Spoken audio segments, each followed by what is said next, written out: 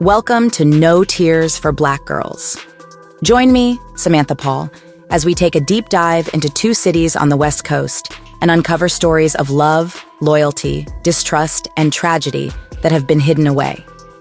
Get ready for an investigation that will make you question all that you thought you knew. Hang tight as I reveal shocking stories that will make even the most trusting soul doubt humanity. Aurora, Colorado, December 2018. And this man, Andrew Condon, now in custody, charged of first-degree murder in the death of LeBrea Jackson. A jury of his peers found Andrew Joseph Condon guilty on a multitude of charges, including second-degree murder. Chief Deputy District Attorney Andrew Steers declared it to be a horrific act of domestic violence, and the verdict as the first step towards justice for the victim, LeBrea Jackson. In December 2018, Condon had taken her life and stored her body in a plastic container at an abandoned rest stop. Now, this man from Colorado will face the prospect of spending the rest of his days imprisoned. On the 23rd of December 2018, Jackson's mother received a chilling text from someone saying they were coming to her Westcliff home later that night. But she never showed up. 2 weeks later, investigators found Jackson's body in a container near exit 34 of I-25, 3 hours south of Denver. They had strangled her to death. The very next day, Jackson's mother called the apartment complex and discovered that someone had taken most of the personal items. Unable to escape justice, Texas state troopers stopped Condon in Jackson's car and arrested him on outstanding warrants and drug paraphernalia. 2 days after Condon's arrest, a man spotted a red plastic container at an abandoned truck stop where he discovered Jackson's lifeless body. They charged the heinous crime as murder, with sentence enhancers for tampering with a deceased body, motor vehicle theft, burglary, assault, strangulation, felony menacing, and violent crime resulting in death. Plus, there was Condon's history of domestic violence incidents involving Jackson. District Attorney John Kellner expressed his outrage at the barbaric and evil act of domestic violence. He went on to say that for anyone fighting against this type of aggression in their own life, to reach out for help. Help is available. I just want y'all to know that LeBrea was a strong, self-driven young lady who loved her kids. Now, if there's one thing that hurts Jackson's aunt the most, it's that these two little boys will grow up without a mother. We love you and we love them boys. That's most important.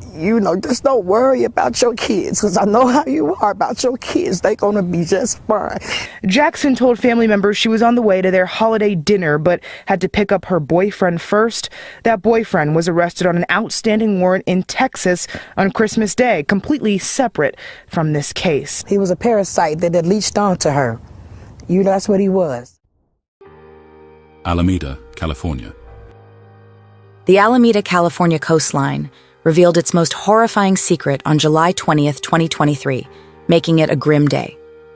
The liquefied remains of a young woman, her head chopped off, her feet chopped off, her hands chopped off, all missing and wrapped in plastic and duct tape.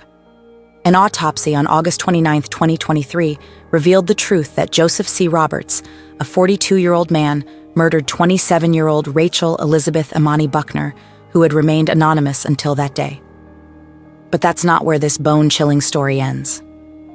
Guilt consumed him, causing his face to twist with chagrin and grief, leaving no trace of joy.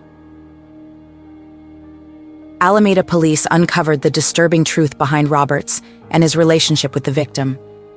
Reports showed they were indeed lovers and had once shared a home in Pleasanton, until they were both arrested after breaking into Buckner's mother's house and assaulting her family members.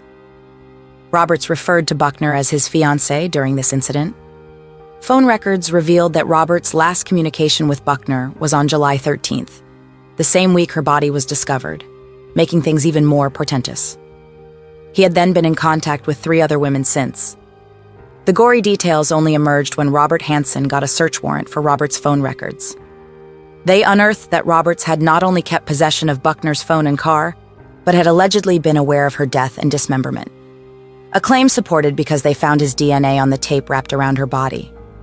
They issued a warrant, bringing Roberts' days of fleeing to an end.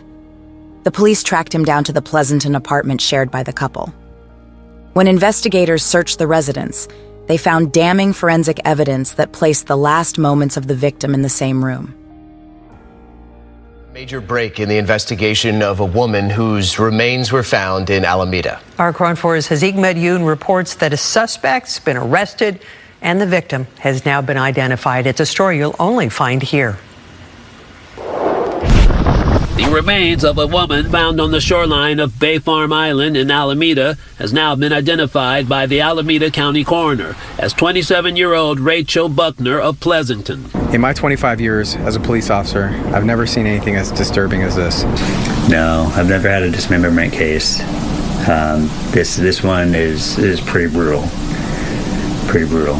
Investigators say it was back on July 20th, 2023, when a passerby walking on the trail made the discovery and notified police. Our investigators work with the FBI, the U.S. Marshals, the District Attorney's Office, Pleasanton PD, to track down the suspect. On Wednesday, 42-year-old Joseph Roberts of Pleasanton was arrested for the murder. Talk about what the relationship between the two?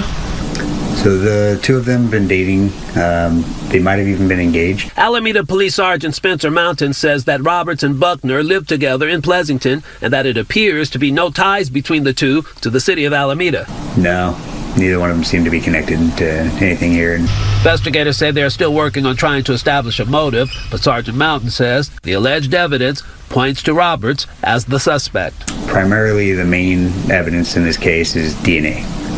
His DNA and her DNA, linking them together. Today in the Bates, Chris Sanchez joins us live in Dublin this morning. Chris, it sounds like the victim was in an explosive relationship with that suspect. Yeah, by all accounts, from what neighbors have told us, from what investigators have said, it sounds like the death of this young woman was the culmination of a very violent relationship. A 27-year-old Rachel Buckner's body was found in a bag along the Alameda shoreline back in July. Her body was not intact. Her boyfriend, 42-year-old Joseph Roberts, was arrested at the Pleasanton apartment where they lived together. Neighbors told us they were horrified to hear of Buckner's death, but said that the trouble started long before that, with frequent arguments they could hear through the walls. It's just honestly really scary. Like, I was like kind of scared for her, and I always wanted to go over to see like, hey, like, do you need something? Investigators told us Roberts also assaulted several of Buckner's family members. He will be arraigned on a murder charge this morning. He will be in court in Oakland. Will be there as well. Love us? Leave us a positive review or rating. Follow No Tears for Black Girls on social media and No Tears for BG on Twitter. Be blessed. Be loved. Stay safe.